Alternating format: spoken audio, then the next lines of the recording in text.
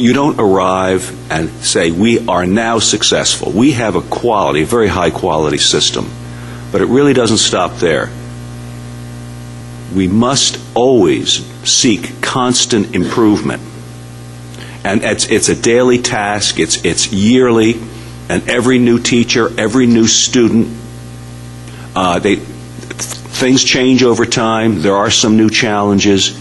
But I think it was Dr. Pearson, our former superintendent, Mr. Belair, our current one, who really has repeated that you have to have the ability to change. You have to have and never be smug about how successful you are. I think everybody knows this in life. If you're in business, you never sit back. You always have to get out and do it as well and better the next time. Now, as for unlimited resources, well, I deal in this thing called reality. And, you know, the reality right now is well, you know what this budget season is going to be like. I certainly know what it's going to be like. It's already begun, and it's only October. But if somehow there was a windfall and they said, go ahead and use it on something in the town, I'd pay off the town's debt. I'd pay down all that debt service, which mostly is, after all, for the schools, and make it just that much easier on a lot of people. I think we'd have a lot real support in the town if we did it. Thank you. Thank you. All right. There are a number of excellent audience questions, which once again I'm afraid we're not going to get to, because this is the time at which we have promised the candidates they can make their 2-minute closing statements. I'm going to exercise moderator's privilege and do it in the reverse order of the draw, so that Mr. Bochinski goes first.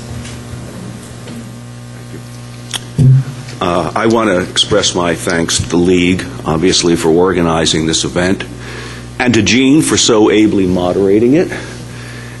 And thank everyone here for taking the time on this great day to attend, and some of you were participants.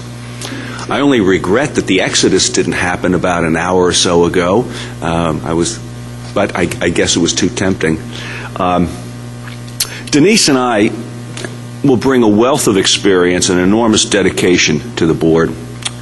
We have communicated with any and all residents during this campaign, whether they agreed with us or not, and we've responded to them in a timely manner. Our words have always been consistent, and if elected, our actions will be consistent with our words. We will remain good communicators after this election. We will listen and respond when requested as a board.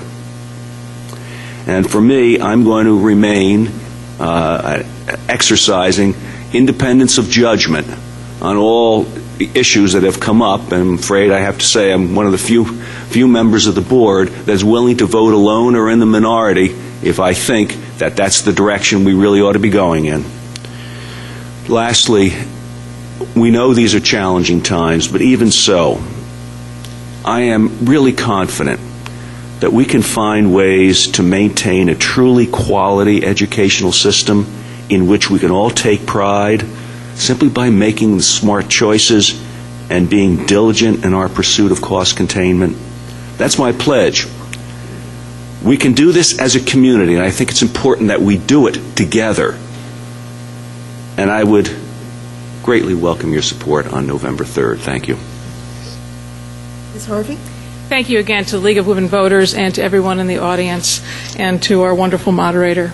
During this campaign, I have met so many people who care deeply about the schools, parents and grandparents of current students and graduates, senior citizens who've lived here for decades, people who left city life for more peaceful surroundings, and recent graduates home from vacation or between jobs.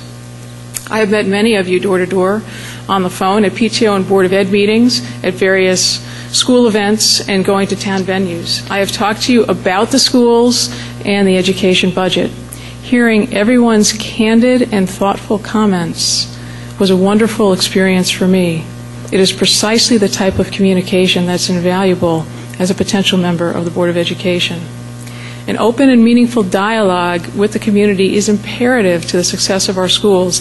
It is the grassroots mechanism for understanding community values and expectations regarding our education system.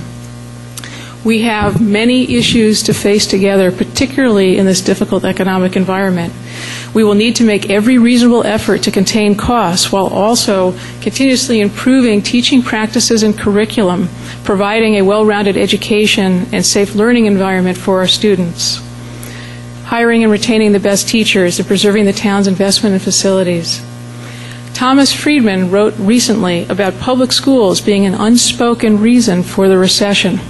He said our education challenge today is not only about teaching the 3 R's, but also about entrepreneurship, innovation, and creativity. That is the 21st century learning that's a critical part of our kids' education today. With my corporate law background and PTO leadership experience, I am ready to serve you on day one. I have made a serious commitment to every job I've undertaken, and I would do the same here. It would be an honor to serve you and contribute to the rich history of volunteerism in this community. Thank you very much. Thank you. Ms. Stack. I think we can all agree that what makes Weston unique is our excellent schools, our open space, and our socioeconomic diversity. I am as interested as everyone in this room in keeping our taxes reasonable. We all want to continue to live here. As a board member, I will have a fiduciary responsibility to all our residents, families with school-aged children, professionals without kids, and retired seniors who may or may not have raised their families here. I'll exercise that responsibility the same way I manage our household budget, by asking, what can we afford? It's critical, regardless of the economic times, to reevaluate priorities, balance needs versus wants, and assess the attendant costs. I will ask, why is this necessary, and what's the justification for spending the money? What I strongly encourage you to ask yourselves is which individual is best suited to join a body of 7 people mandated by the state and charged with making the best educational decisions for Weston's children. Over the next 4-year Board of Ed term, I will have a child in each of the 4 schools. I will have real-time, ongoing perspective into how the schools are working and a bird's-eye view of the product our schools are producing. I am ready to work as a team player. My involvement in the community so far speaks to the fact that I am a respectful collegial team player. I've held numerous positions on the PTO boards, been involved in the Weston Women's League for the past 5 years, and been an active member of Emmanuel Church. I will work my tail off to help the board make balanced, common sense, cost-efficient decisions to help children in our schools today and also those kids who come in the classroom doors long after our children have graduated. I'm also running as a tremendous way to contribute to the community. My family has a tremendous long tradition of public service that runs back to my grandmother, who was the first woman elected to Korea's legislature. So public service is part of who I am. I'm running for our kids in our community. I will bring balance and a diverse perspective to the Board of Education, and I appreciate your support on November 3rd. Thank you. Thank you. Ms. Kimberly. Going forward on the Board of Ed, I would like to continue working with what I call the schools foundation, the teachers, the curriculum, the students, and the families. As a Board of Ed member, we'll continue to try and find new ways to spend less. We've had a great input from all of you in the community, as well as parents and teachers. We'll persist in developing methods to become an even more efficient working body. I would like to continue as a member of the Board of Ed because I feel my unique background, not only having grown up here, being a teacher here, and having a business background, that I see the big picture before I make the big decisions.